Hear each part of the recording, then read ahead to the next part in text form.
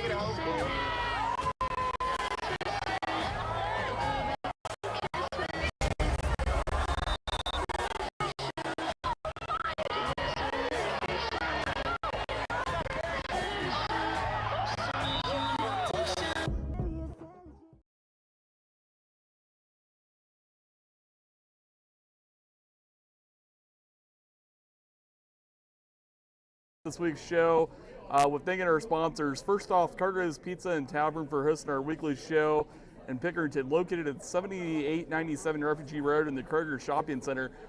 Cardo's, great place to take your family out for a Friday night pizza meal or before any Pickerington North athletic event. We'd like to thank owner Keith and Jessica, who takes care of us every single week here, our student athletes and our staff. Secondly, the American Legion Post 283 right across the street from Pickerington North, strong supporters of the Panthers. And then lastly, Peterson Home Building, your trusted partner for roof repair and restoration solutions in Central Ohio. Peterson is committed to delivering top quality craftsmanship and exceptional customer service to safeguard your most valuable asset, your home. Contact Peterson Home Building at 614-549-9596.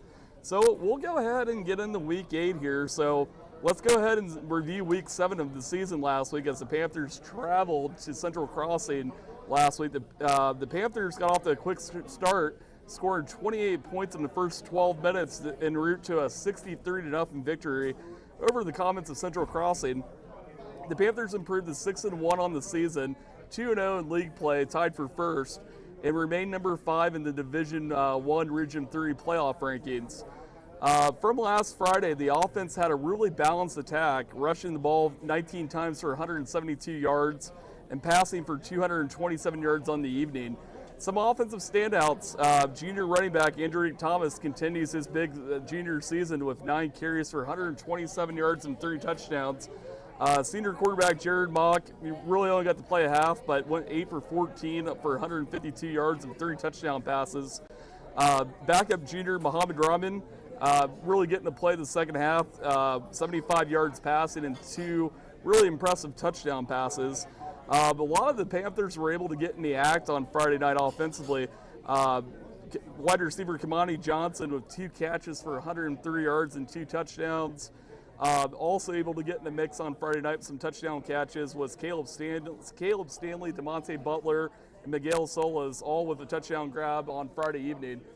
The defense continued its dominance for the 2025 season. The Panthers pitched another shutout, their third on the season. The Panthers on Friday night, check this, only allowed 23 total yards against the Comets of Central Crossing. The defense hasn't allowed a touchdown in nearly 22 quarters and is only allowed 5 points per game. So to put that in perspective, we're going into week 8 currently. The defense has not given up a touchdown since week 2 against St. Ignatius. That's got to be some type of record here at school. Some defensive standouts, sophomore linebacker Demetrius Curtis with 5 tackles and 2 tackles for loss. Robson Tinking with 4 tackles, 2 tackles for loss, and a sack. Senior Brady Brinkman really with a big pick 6 in the game, getting to hit the house for the first time this year. And then the starting defense, really saw limited action Friday night, but the JV defense was able to come in the second half, maintain the shutout streak and the touchdown streak Friday night. So we'll go ahead, we'll take a brief break. We have some really great guests for you tonight. We have sophomore safety Gio Mcknight, and then sophomore corner Marquis joining us tonight. So we'll go ahead and take a brief break. We'll bring him on here, and we'll continue with segment 2.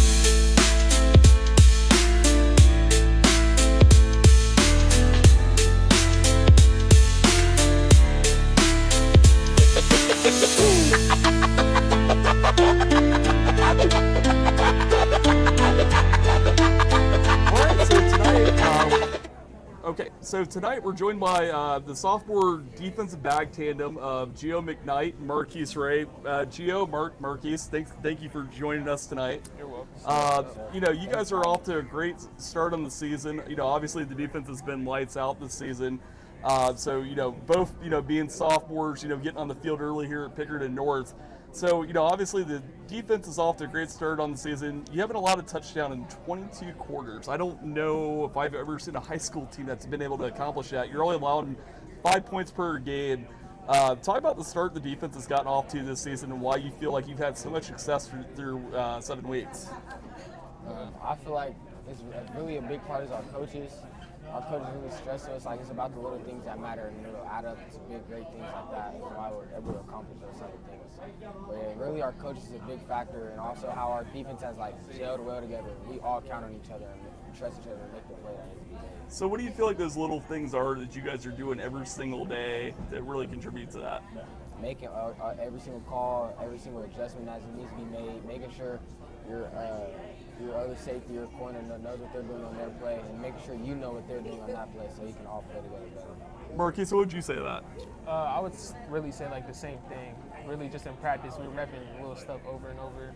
Yeah. Coaches, making sure we're getting the calls every time. And our D-line is a really big factor. It just makes the whole secondary's life easier, and the backers, when they know what they're doing, it makes everything easier. So, one area I've been really impressed with so far out of the secondary and the defense this year is the ability to bounce back from big play. So, obviously it's been far and few between, but there's been a couple big hitters hit this year, maybe a long pass, maybe the opposing offense gets in the red zone, maybe they're inside the 20, and you guys have really been able to lock in and, hold the opposing offenses, to no points or field goal try or field goal.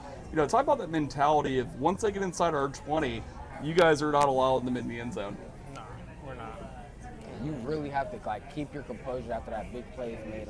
You can't be stressing about it. You have to forget that play. You have to keep your composure. All right, they're down here now. What am I going to do now? So we really lock in together as a defense, and we think to ourselves. We tell each other we're not about to let them score. Yeah, we made a mistake on that play, but they're not about to get in our end zone. We're not going to do that to our offense. So we really lock in, either force a field goal or turnover. Yeah. So how important, Marquis, is it for a defensive back to have a short memory? Obviously, maybe you gave one up, but it's all right, next play. How important is that? It's really important because if you let that one play stick with you the whole game, it's just going to throw your game off. That actually happened to me against Thomas Worthington. It was their first possession, and they just took a shot at me. I wasn't really expecting it, but I didn't give up on the play. And you chased him down, and then I'll give you a pass, Marquis. Yeah.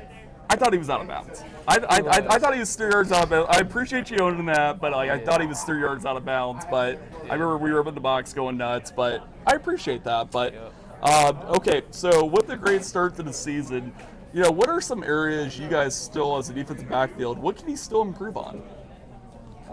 As a defense collectively, I would say we need to get way better gyms.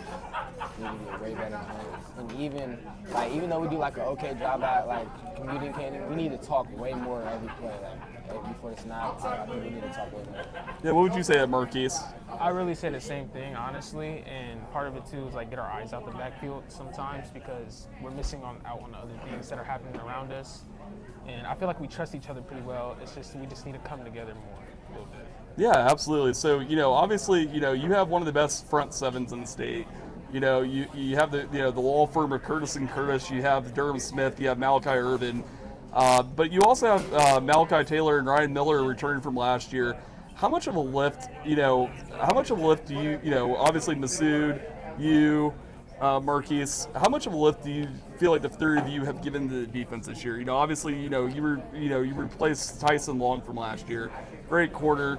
How much of a lift do the three of you think you guys have given? I think we've really added on to what their experience gave, and even though we're young, we stepped up into those big games, and I think we really replaced who we had to replace. I think we stepped up into those shoes and really made really good plays. What would you say that, Marquis? I would say that we really this year we're not putting that much stress on the safeties. They can trust us. They'll know we'll get to our spot, we'll do our job, and we're willing to make a play. So, you guys were just talking about this earlier. How much easier does that front seven make your guys' life in the secondary? Obviously, that pass rush up front is got to be one of the best in Central Ohio. How much has that made your guys' life easier in secondary? It makes it a lot easier, honestly, because it gives the quarterback less time, obviously. In that. Yeah. And plus, safety gets to scrambling. Our D-line, they're fast enough, they're athletic to get there, and that takes less stress off of us, honestly. What would you say, Gio? Yeah, like Marquis said, that pass rush, I'm really grateful for it.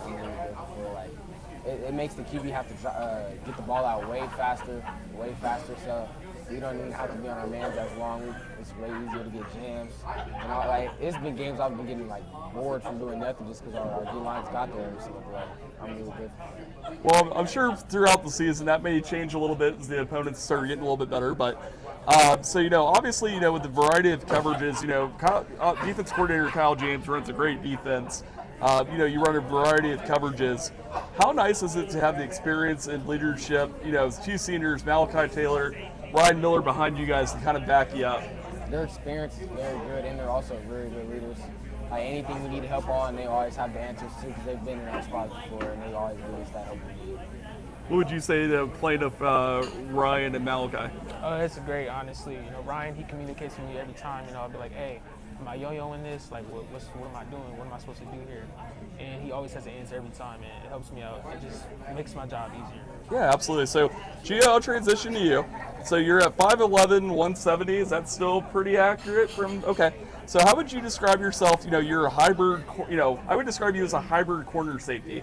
You play in the box, but you're also in coverage. What makes you a difficult matchup on a play-to-play basis for an opposing offense? I can really do anything the offense throws at me. I could play outside and jam the receiver. I could play off. I come inside, guard the slot, lock the slot down. I go down and press the tight end. I can get really good run support. I can really do anything. So, one thing, obviously this season, you were more on the perimeter as a freshman last year. Folks at home, Gio got on the field at Pick North as a freshman last year, which is beyond impressive. And you had a really good season as a freshman, I thought. So, but, obviously you've been more involved into run support this year. You got 25 tackles on the year. Talk about the transition, maybe more from playing from in the perimeter. Now you're more in the box this season. Talk about that transition. I had to make the first initial contact a lot more than rather being in the perimeter, you're waiting for the receiver and dictating what you're going to do off the receiver's movement.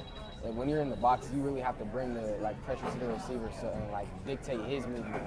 You have to make him go of what you want him to do. You have to use your hands a lot more. So one thing, your coaches, Coach Hillridge, I even had Coach Rossi on last week. They say you love to hit. Talk about that a little bit. It's just a mindset. Anybody can, you have to want to hit. It has to be in you. You have to want to do it. It's just will. You just have to want to do it. Yeah, absolutely. So, you've also been opportunistic this season. You had the skip score against St. Ignatius, so it's really kind of changed that game. You also had the pick six against Westfield Central, which you broke on that ball. I don't think I've seen a break on a ball at North that good in probably about 5 years. So, props to you. Tell us about getting in the right position and being in the right spots to make plays like that. Exactly what you said. You have to do your job, and that will push you in the right spots and right positions to make those plays. You can't be thinking about every play ooh, am I going to get a pick this play? Am I going to get a pick this play? Am I going to get a fumble? You have to do your job every play, and just when that play comes to you, you have to make the most out of your chances. Yeah, absolutely. So, you also play special teams. We just talked about how Coach Rossi loves having you on the kickoff team. Coach Rossi here last week told me you're the first one down on every kickoff.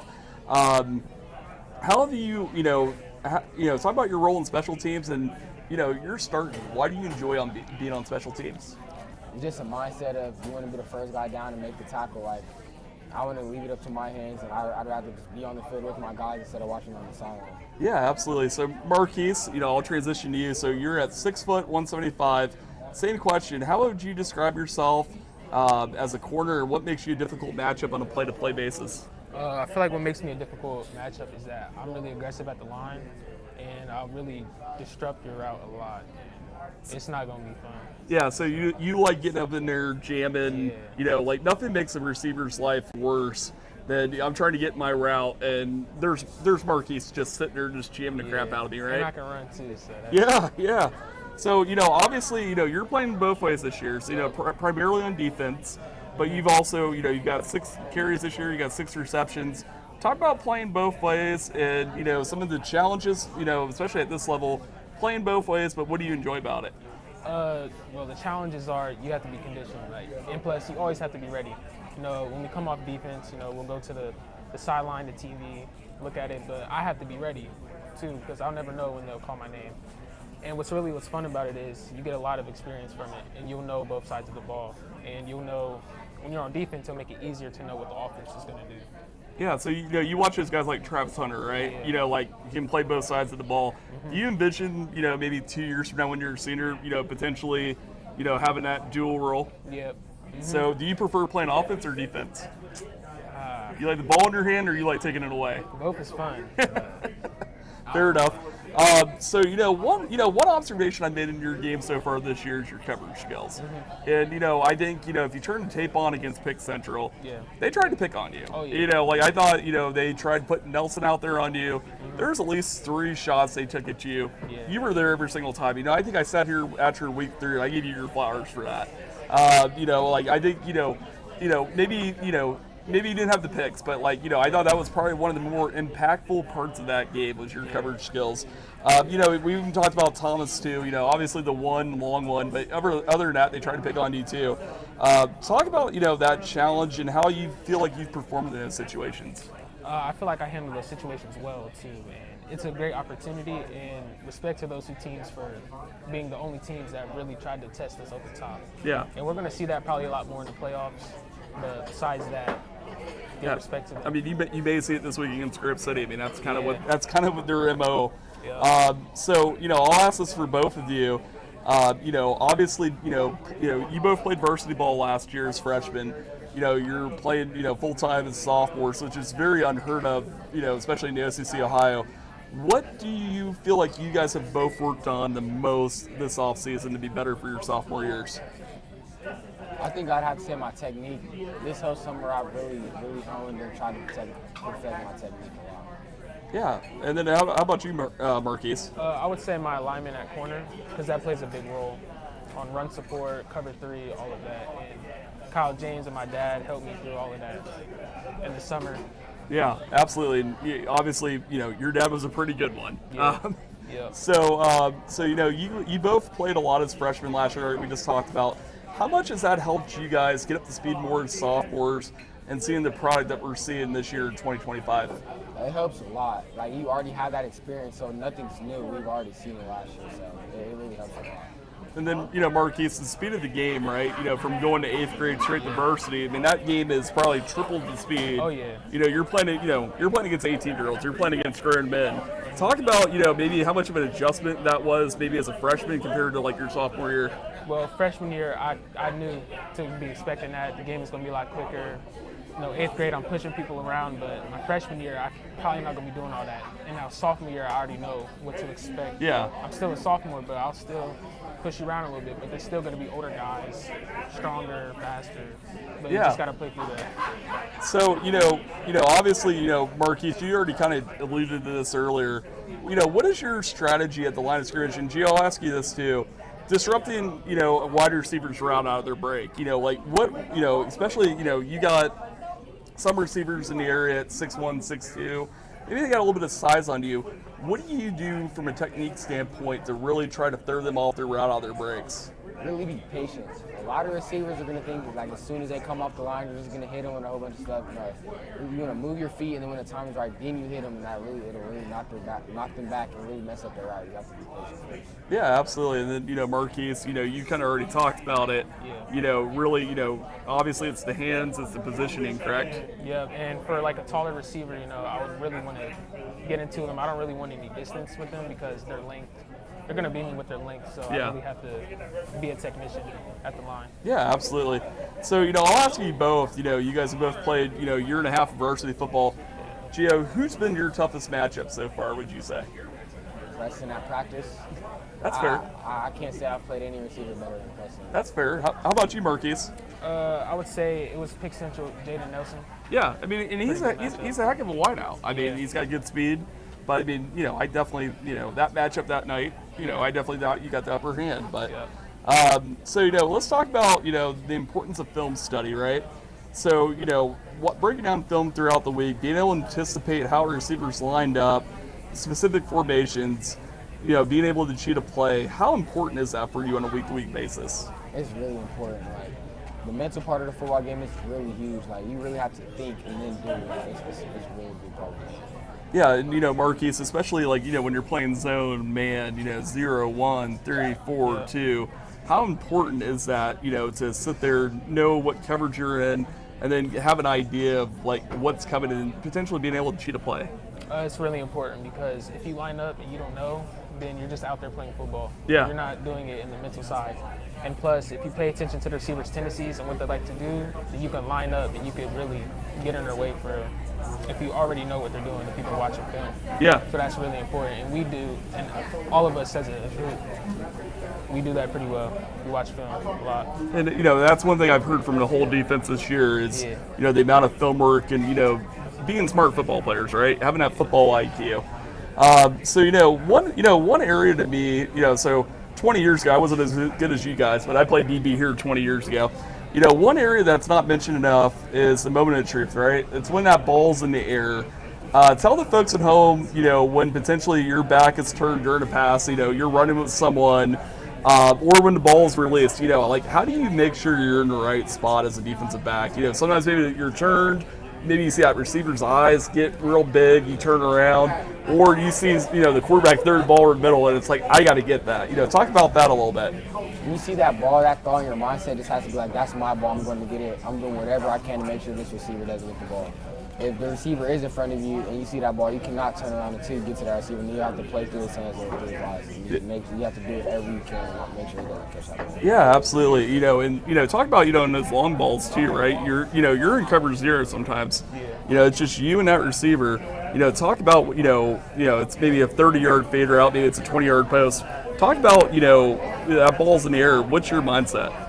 My mindset is get it no matter what. Try to knock it down, at least pick it off. Either one is good, but I really read the receiver's eyes, definitely their body language, and I turn around and we play ball. Yeah, and it's just having good fundamental technique, correct? Yeah. So, another area of the defensive back, playing safety, hybrid corner or as a corner, confidence, right? So, usually a lot of times you guys are out on an island, you're in one-on-one matchups. If you get beat, everybody in that stadium, your teammates, everybody knows it. How important is it to be confident in, what you see before the play and your abilities, to take on that pressure, play the play? You just have to trust yourself and know that you're better than the guy in front of you. You really do. If he does end up getting you, you have to short-term memory. Oh, you got me this time, I guarantee you I'm going to give me it again. I'm going to make another play to make up for that. You can't think about that. Yeah, absolutely. Anything you want to add on to that? Yeah. If you're not confident with yourself, then how are you going to play football? How are you going to make it to the next level? Yeah. It's a confidence thing. You got to trust your technique, no matter who it is in front of you. Coach Day, Coach Hillridge, trust your training, right? Yeah. That's the biggest thing. So, obviously this week, Grove City, I feel like you both have a big opportunity this week. Obviously they're 5 wide, they're air raid. They're going to take a lot of shots on you. Talk about the challenges that Grove City's passing game can cause, and what do you guys need to do to keep them out of the end zone this week? we really need to get into our coverages and make sure we all get our depths, and also really good, great jams. So it puts less stress on our safeties for those deep balls. Also, our D-line has to continue. We get that strong pass rush that we're getting. Yeah, what are your keys, as a defensive back going against an offense like that? I don't really feel like you guys have seen like a 5 wide this year. There's been some pro style.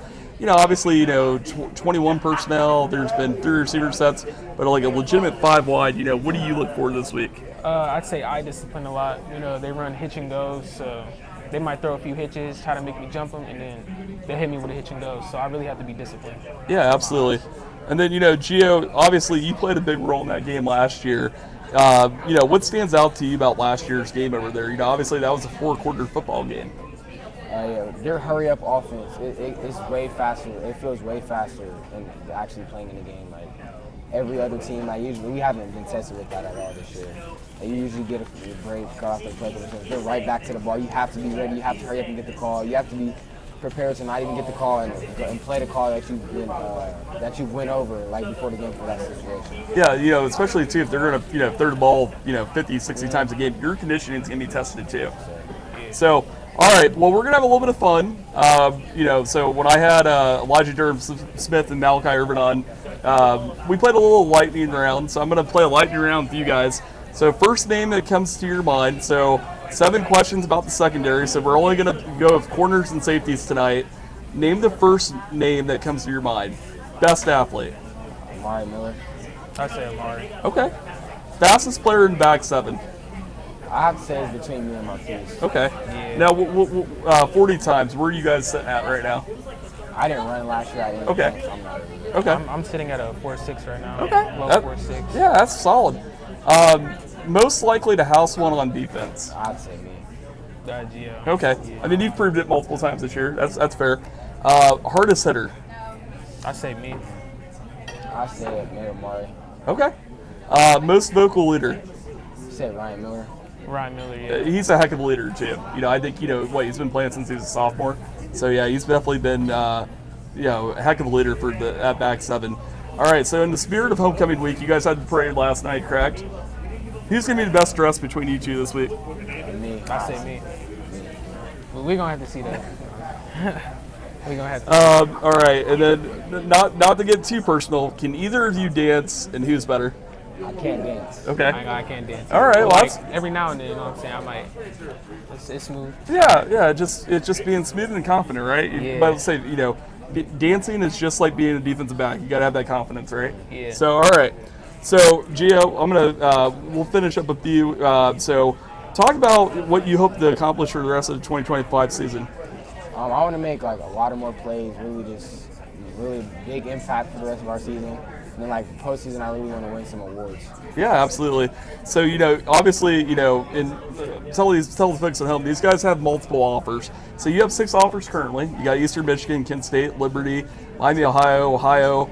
Last week you visited Ohio State as a recruit for the Minnesota game. Talk about that experience a little bit. Really crazy experience, really life-changing experience. It really makes you like feel like I want to be a part of this when I'm older. Like I really want to be in this type of game. Like it was really good. So did you grow up as a Buckeye fan? Yes, sir. Okay. So you got to go south end zone? You went up in the towers, recruiting room. Yeah, I got to see the locker room and all that down on the field. So yeah, I was never lucky enough, but I've taken tours, so that definitely seems really cool. So tell the folks at home, what the recruiting process has been as to date. Obviously, you guys went down to Clemson too, Ohio State. Tell where you at with your process. Really just like kind of just getting started with getting my first handful of offers last year. I feel like this offseason will go, my recruiting will open up a little bit more than it did last year. I feel like I'm on a good path right now. Yeah, I mean, I feel like your biggest jump is from like your sophomore to your junior year. So, what feedback have you gotten on where you project at the next level? Really just, I have really big potential. Just I have to do it. I have to put the work in. I have to do everything right. So do they see you more as like a corner safety or? That I don't know. Yeah. So where would you like to play at the next level? I'm still kind of debating right now, but like at the moment, I have like like hybrid safety. Okay. Yeah, almost like a Caleb Downs type. Yeah, Caleb, Yeah, absolutely. So Marquis, obviously, let's talk about, the rest of your 2025 season. What does Marquis Ray hope to accomplish for 2025? Hope to accomplish state championship, of course, Final Four. Allow 0 touchdowns. Yeah, absolutely. 0 touchdowns and at least some interceptions when I get my opportunities. Yeah. Well, I'm looking forward to you housing a pick six at some point here in the next few weeks. I know you can do it. So you have 16 offers today. It was too many I couldn't write down, so I had to go by conference: SEC, Big Ten, ACC, MAC. Talk about some of the visits you've taken so far. The visits I've taken, they've been great visits, like Tennessee, I've been to Michigan, Louisville, all those schools. They're great schools, and the environment is great. And I like seeing the differences in them. They're all great schools, but I like how each school is different and how they have their own way of doing things. So what do you value as a recruit in those visits? I value building a relationship with coaches and trusting them and just keeping in touch with them. So, your dad, Marcus, who's joined us tonight, terrorized so I'm 35. Yeah. He terrorized my childhood, back in the mid-90s. Him and Woodson won the national title, beating my Buckeyes. Obviously, your brother Malik, they both have been through that process, right? Mm-hmm. How much has that helped you, early on in the process, having that experience from like your brother and your dad? It's helped me a lot because they're telling me what to expect and like what they expect, and stay locked in and how important school really is too. Oh, absolutely. With your grades. Yeah. So what feedback at the next level? Where do you project to play at the next level? Like position-wise? Yeah. Nickelback. Okay. Nickelback corner. Yeah, absolutely. So, lastly, I'd like to thank Gio Mcknight, Marquis Ray for joining us tonight. I know you guys got a big week ahead of you. Go home and get that win for North. I know you guys will. Defense has been great this season. I know you guys will continue to uphold that standard and get us deep in the season. So we're going to go ahead and wrap up tonight's show. I'd like to thank Cardo's Pizzeria and Tavern for hosting us tonight, as well as Gio and Marquis for joining the show. Especially if these guys having homecoming this week. I mean, it's a really busy week. So the Panthers this Friday host their homecoming game against the Greyhounds at Grove City. The Greyhounds enter Friday night's contest against the Panthers at 4-3 on the season. Coming off a tough loss to Western Central last Friday evening, 21-19. Like we talked about in the show, the Dogs are known for their 5-wide air-raid offense. These guys are going to be tested on Friday night. Senior quarterback Carson Welsh, 1,731 yards passing on the season, 17 touchdowns. And then senior receiver Owen Steele, 30 receptions, 725 yards, and 9 touchdowns. The Dogs average 31 points per game, and offensively may be the biggest challenge that the North defense has seen here in the last few weeks. The Panthers kick off Friday night, 7 p.m. at Panther Stadium. Please come out and support your Panthers if you can't make the game. It's the game of the week on 97.1, so definitely a lot of ears on the game on Friday night. And as always, and most importantly, remember, go North. Go Panthers.